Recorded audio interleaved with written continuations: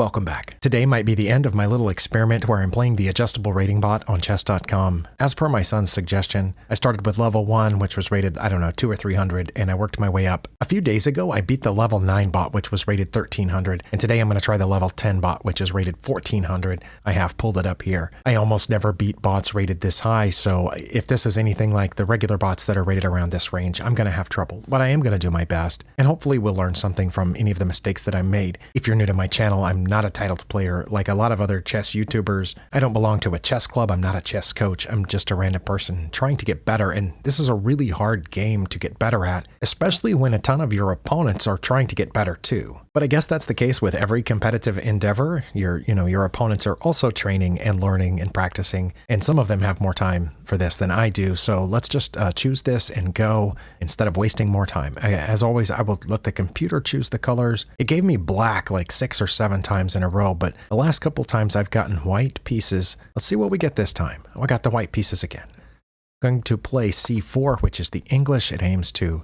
defend against a d5. Okay. I almost always play knight to c3 in response to that. I don't know what my opponent will do next. Usually that, and then I fianchetto this bishop here, depending on what they play. Sometimes they play d5 now, and I have to take, and they take with the knight, and I leave my knight there, put my bishop here, and they take there. I've seen this. Well, they didn't take there. I don't know if I've seen that before. I want to say 99 to 100% of my opponents have taken there. When they do that, I take back, and then I have, a bunch of center pawns, but they didn't take back. So I think I can just play knight to f3 now instead of playing e3 and then the knight over here, since my knight is guarding that square. Okay, well, let's play knight to f3 and prepare to castle. They've got their other knight out, and of course it is protecting that pawn. So I think I should castle, but I'm not 100%. I don't know if I should, guard against something over here, or is there something I'm missing? Is this one of the cases where I should play d4? I don't think so, because I think they have more pieces pointed at that than I do. If I play d4 and they take, and I take, and they take, well, then I came out on the bottom end of that deal. Okay, so I'm going to castle.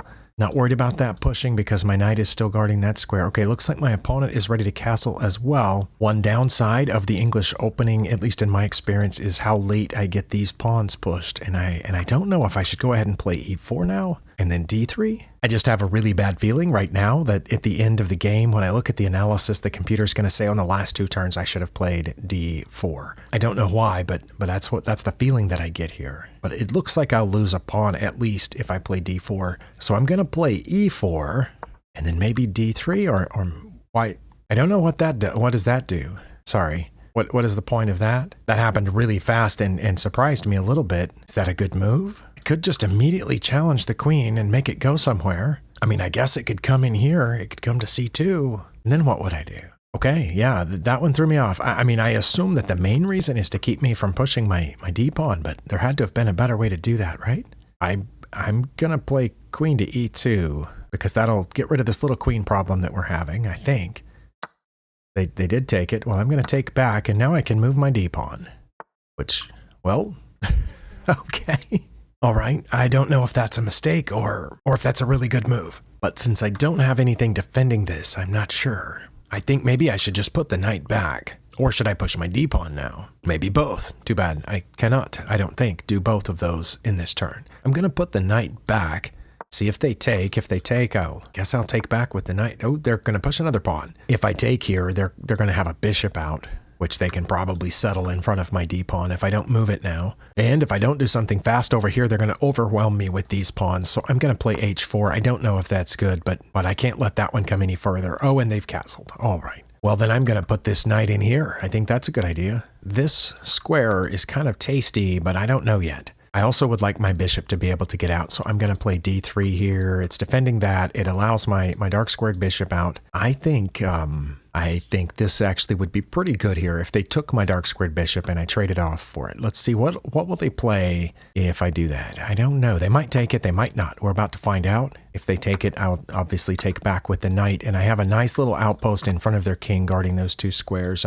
What's that aiming for? I do know it undefended this pawn, but my knight's not back here to get that pawn anymore. I think I'd maybe just push this, right? What are they going to do? Or is there someplace better to put my knight? Oh, were they worrying about me putting it here? Surely not. I think I'm going to play a3 because I don't know what else to do, for one thing. Oh, that pawn was undefended. I didn't, oh wow. Man, I'm not good at this. I thought they were coming in here, but that makes a lot of sense. There was an undefended pawn. Now there's another one. Well, I guess I need to defend this pawn. But now, okay, I still have my e-pawn defended here, so I guess I'll play this forward. I'm not sure what else to do. I think the idea there is what? I'm not sure what the idea there is. There's an undefended pawn over here, so I could take their f pawn that I assume they would take back. Then I could get their b pawn, and they would no longer be a pawn ahead. Wait, does this knight have anywhere to go if I attack it? I know I'm doing kind of scatterbrained here. I need to start using the checklist probably, but I don't have any checks. I don't have any captures except that pawn, and I don't think I have any threats. I can threaten the knight, but it's just going to move. Their bishop over here is defended, so yeah, I'm going to take the f pawn, which allows their e pawn to go forward, but I think I'll be okay. Let's do this. I assume they'll take back. They did. Now they're defending their knight, but I'm going to take the b pawn, which separates the a and c pawns over there, which they've moved that one. I could drop here and threaten their knight. No, their knight's defended. Okay. Did I take that? Take that. They just take. Or should I push past? I think I should take it. I think they're trying to anchor their knight in here, aren't they? Let's just take it.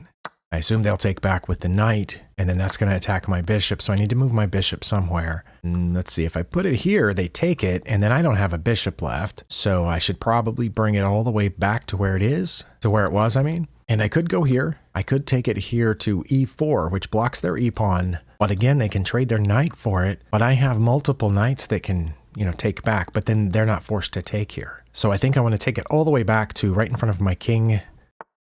And that allows my knight in. Should I push the pawn first and then go in? No, because they have two knights that are both guarding the a4 square. But I could offer the knight trade here if they took with one knight, and I would take with my bishop, and that would be a check. Or again, I could check first and let them take me, but then they have a bishop. So I think I'm going to put my knight in there, see if they want to trade. If they do, I'll end with a check and then offer the bishop trade. And if they don't take, they'll need to move that knight or defend it in some way. So I think that's okay, but we'll see. If they take it, then I'll take with check. They might block with the bishop here.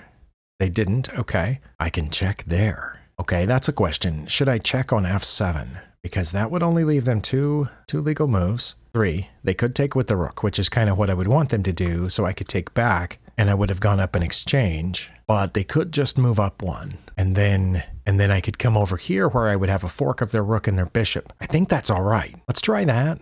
I did like my knight on the outpost, but it has to be used at some point. Oh, they came back. Well, that's very interesting, because now I ought to be able to just move the knight. I didn't think they were going to come back. I thought that was the least likely of those 3 legal moves that I said, because this way I get to just move the knight and it's check. They block with the bishop, which they might. I would take the bishop, and then they would take my bishop and be threatening my knight, so it's not that great. But what if I take here? I mean, what if I move the knight here and it's check, and they block with the bishop, but I just take their rook? Then if they take my knight, I take their bishop, or if they take my bishop, I escape with the knight. I think that's all right. I think so. Let's try this check.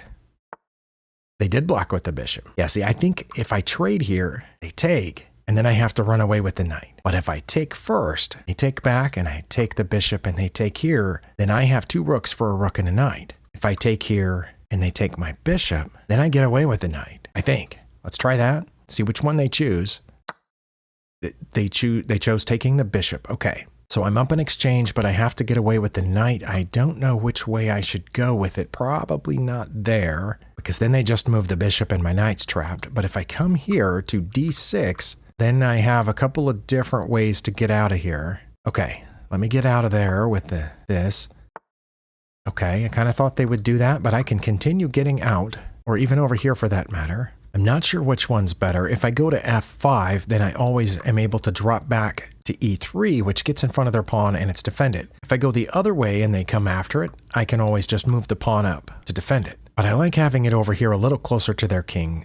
So let's move it here to f5. Like I said, I can always move it back here or possibly fork them. Oh, they've come after my rook. Well, I don't think I want to put it up here on a2, because then they just move the knight and then the bishop's attacking my rook. If I move it over 1 to b2 to be safe, well, then they fork me, both my rooks. If I move it, what if I move it to d1? That pins their bishop. But what do they play then?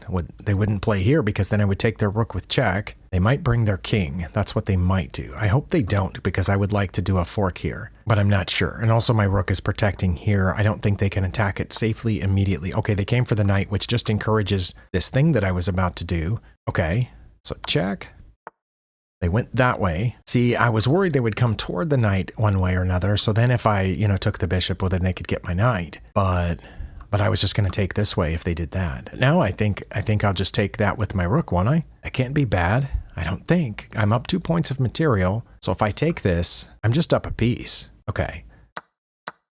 Okay. Yeah, I'm up a full rook now. I should be okay. I'm really surprised, but they also might have some tricks up their sleeve, like this square that I miss a lot. What can I do about that?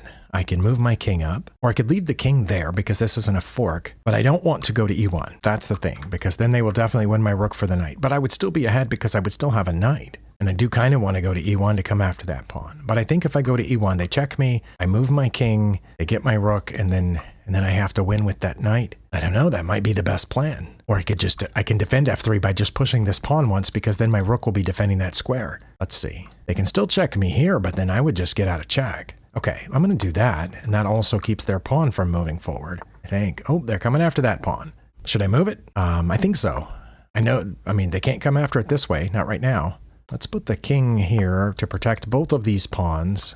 Then we'll move this rook over and aim for their e-pawn, which we will now take. Ooh, let's see. If I take it, can they? No, they can't. If they were on the other side, it would be bad because they could threaten both the pieces. But they're on this side, and they can't come closer because the knight's guarding that square. They will be able to attack the rook, but then I could just bring it back, I think. Let's take that pawn, and now we're aiming at that pawn over there. Okay, they did that. Let's, I think I want to just bring this rook here, so it's still aiming at that pawn. Is that going for a check? Possibly. What's my fastest way to that pawn? It's just getting the knight out of the way, isn't it? Oh, no, they just gave me the knight.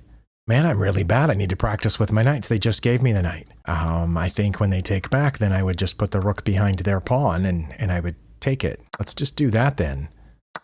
And then right here, that pawn's not going anywhere, but mine is. Let's move my pawn and take theirs.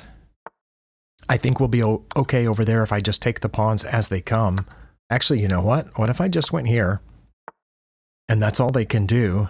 And now I don't even need that other pawn. Let's just bring the king and win this. I think we can just bring a pawn now to get rid of their pawn. And we'll just take that and see where they go. Now I'm going to move my rook forward, and we're going to trap them back there on those last 2 ranks. Let's go over there, and then we'll bring the king, and we will checkmate them. Okay, let's go this way then.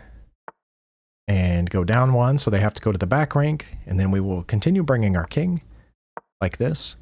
They go that way, I'll bring the rook over here. Okay, what I want them to do is get right in front of my king, so I'm going to make a waiting move, which is bringing this pawn, and they're going to go left, I think, and then I will follow them. And anytime they come back, I will checkmate, and I didn't even need those other pawns.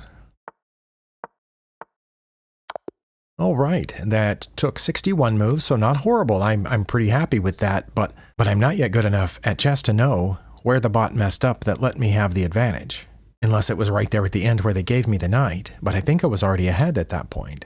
Save the game. And one reason that I usually just use my piece to checkmate rather than going to get a bunch more queens is to remember how to do it. I always want to know how to be able to do it, because sometimes you don't have more pawns, you can't get more queens, and you just have a rook. My advice to you, if you don't yet know how to checkmate with just a rook or just a queen, is practice it. Because last night when I played my rapid game on Lead Chess, my opponent did not know how to checkmate with just a queen and a king. Now, they weren't a bad opponent, they were a good opponent. They were good enough to beat me as far as they took all my pieces, and I just had a king left, but instead of checkmating me with that one queen, which they thought they knew how to do, but they didn't. They went and got another queen, and then they stalemated me.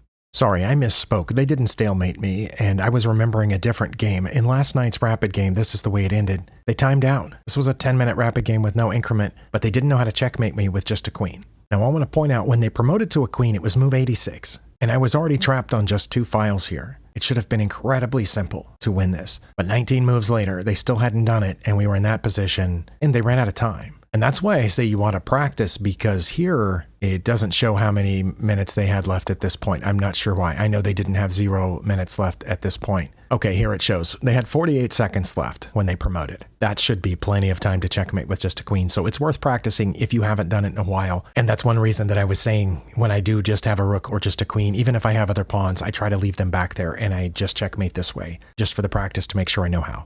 Let's just look at the game review, which I know is less useful than it used to be, but sometimes the graph is still informative and it'll show me if I was, okay, I did go behind just a little bit in the opening, but then I was either even or ahead the rest of the way. And it says I only had one mistake. Where was my one mistake? It doesn't do the thing anymore where when you hover over mistakes, it shows it to you on the graph. Or was that the other site that did that? I think that's mine right there, but it's hard to tell. And it's, oh, I played like a 2100. I think that's the best it's ever showed for me. Okay, well, I'm impressed by that. That means there's not that much for me to learn from, but here my only mistake was on move 20. So then it was an inaccuracy. Right here, I had a right here, the opponent was already slightly ahead, so that was a good move, and it was not my best move to offer the trade. I should have put the rook on e1. Oh, I didn't have a chance to say it, but it very briefly entered my mind that maybe I should try to do this. But is that what it was asking for? No, it says it would never. Then I don't know why I'm moving it to e1 then. Oh, I could have just threatened it immediately. And it says they would have gone back. Okay, that move I do understand. Why didn't I see that? This seems like some games I'm really good at seeing where the knights can go, but in this one I kept missing knight moves. I missed when their knight could come in here and take that pawn earlier.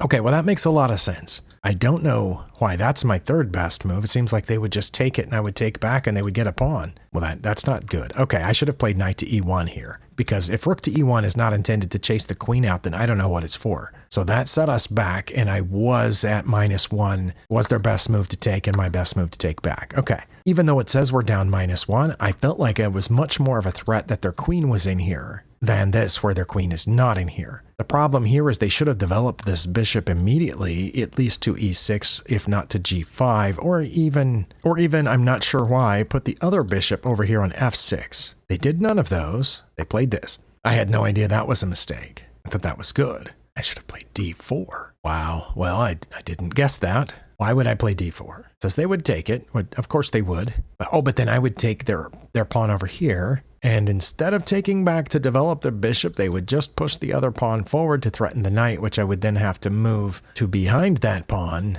Well, that's why I didn't play d4 here, because it's really complicated. But it would have been okay to take that. Okay, that's what I wasn't sure about. It definitely would have helped them get their bishop out. And then I would have played d3. What? Why? Am I reading that right? It says if I take here, the reason I didn't, because I thought it would help them develop. Oh, I did read it wrong. Then it says I would then play d4. Oh, so I'm going to play d4 either way. So the first two moves are just the same two moves in a different order. The d3 was from that other line where they were going to push the d3. Okay. Yeah, d3 didn't make any sense. I knew something was wrong with that. But yeah, I need to play d4 and take this pawn, but it's better to do the d4 first for some reason.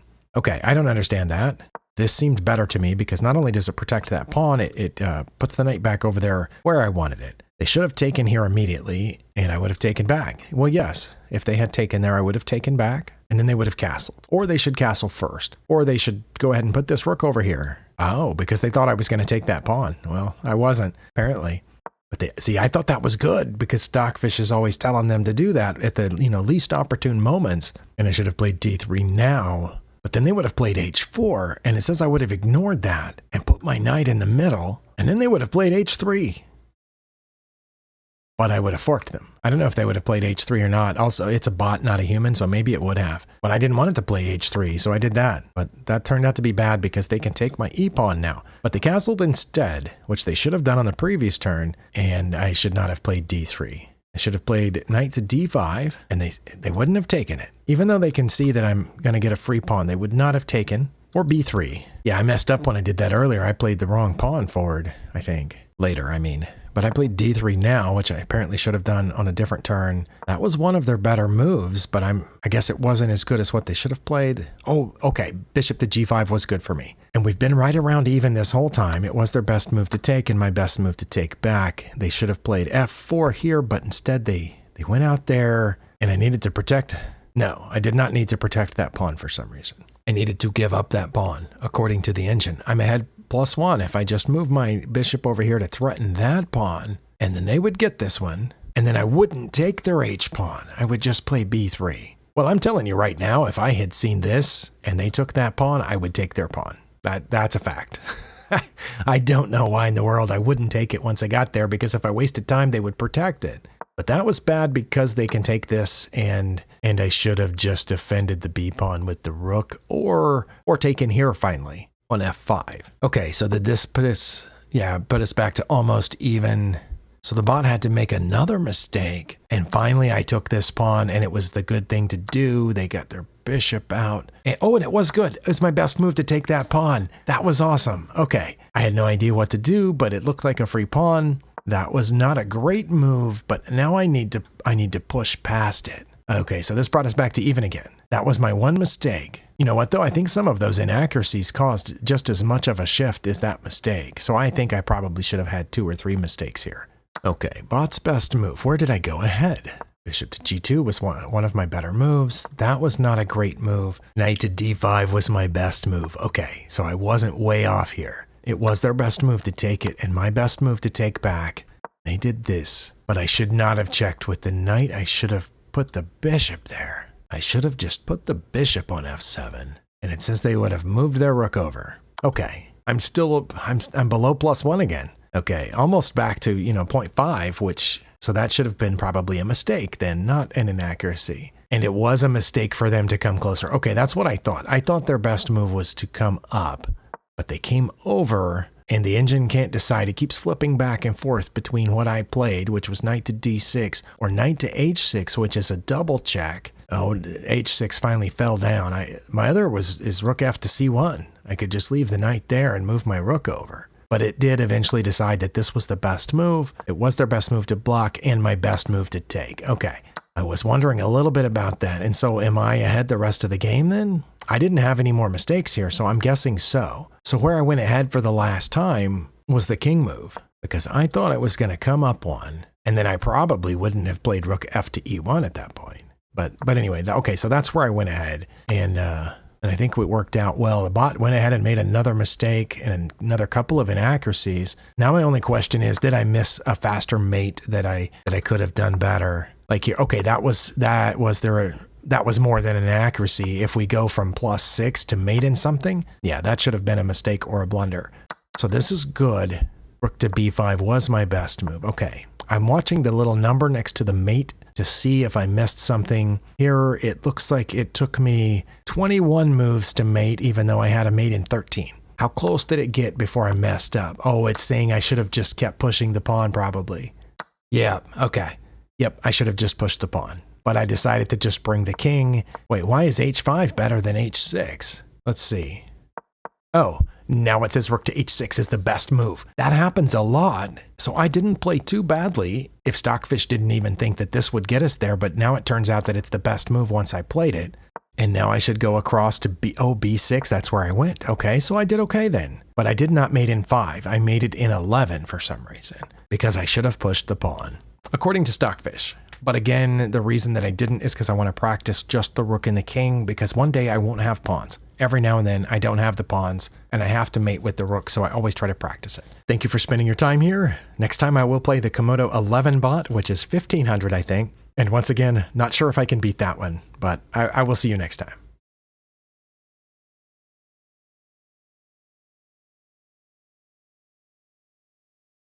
Today might be the end of my little but I guess that's the case with every competitive